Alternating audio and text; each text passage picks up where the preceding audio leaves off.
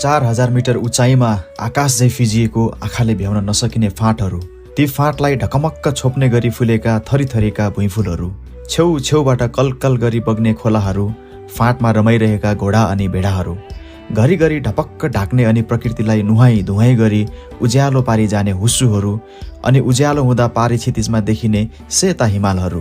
कहिले यस्तो स्थानबारे कल्पना गर्नुभएको थियो? आज म विपन्नामा यही छु। भौगोलिक हिसाबले विकट तर अनेकन सुन्दरता बोकी सारा संसारलाई सुन्दरताको परिभाषा सुनाउन अनि साक्षात्कार गराउन आतुर रहेको सुन्दर सुदूरपश्चिमको एक सुन्दर स्थान यो हो बडीमाइलीका क्षेत्रको त्रिवेणी पाटन।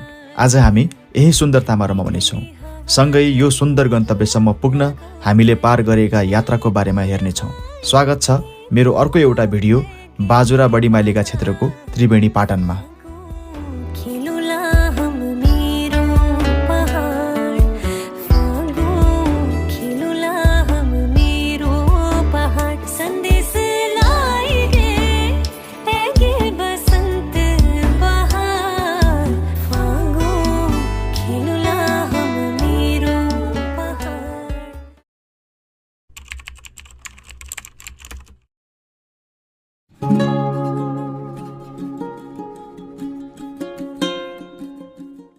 यो हो सुदूरपश्चिम बाजुरा जिल्लाको सदरमुकाम मार्तडी बजार।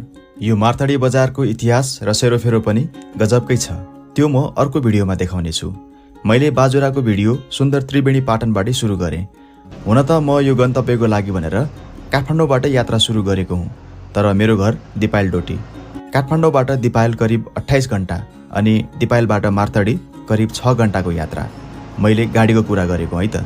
यो पटक म अरू 6 जनाको साथ लागेर यात्रा गर्दैछु। को एकछिनमा देखिहाल्नुहुन्छ है। Hello, good morning.